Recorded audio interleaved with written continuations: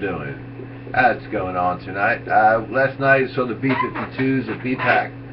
Good show. It was like an hour, 15, 20 minutes, solid. Every song from the first album all the way, I'm gonna guess, till recent stuff, and they all sounded pretty good, considering they've been at it a long time. Kay Pearson looks great.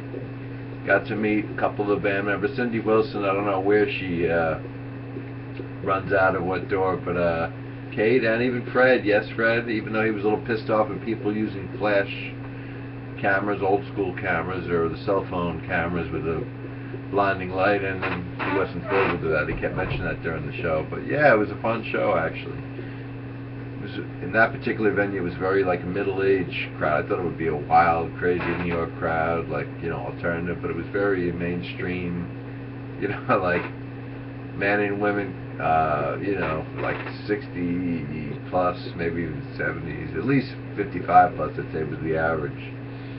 Like old school couples, which is cool, man. I'm old and stuff like that, but I like just going to shows like that by myself, and you know, checking out the songs and not bound by, you know, to do this or go early. And it was cool. We were a small group of us chilling outside, and it's really fun, man. Talk to some of the people here about their music, you know, not just B52's but other groups. I remember when Cheap Trick played there.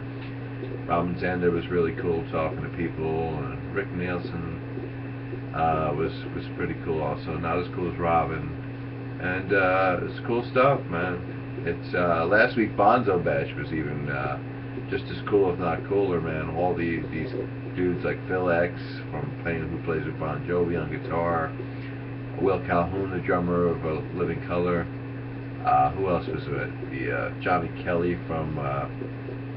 Am I ever going to remember this name? Typo Negative, I believe, the drummer. I should have got some pictures with the Adrenaline Mob dudes, like the guitar player, and Brian Tishy, who runs it. I should have, those two, I should have got pictures before I didn't. It would have been pretty cool. But I got photos, like I said, with Phil X, Will Calhoun, the drummer now. Pardon his name, he's going to hate me for forgetting his name, but the drummer's been playing with Guns N' Roses the past decade.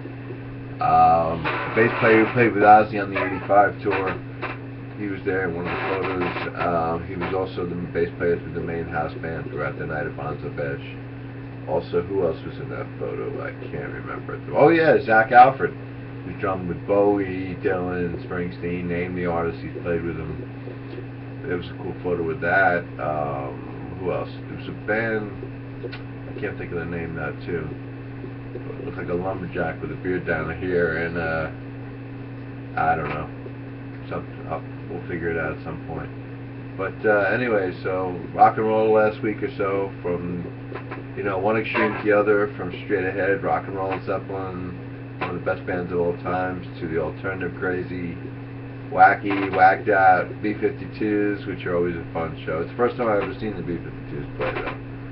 But they're one of the, you know, first new wave alternative bands, if you want to call it that, or in my opinion, maybe not first. I mean, you could think of bands from England from 77, 78, but certainly in America, I would say they're one of the first more modern day alternative bands.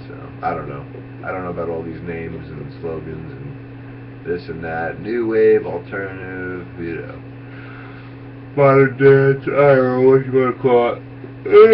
Anyways, I gotta go, man. Peace out. Rock on.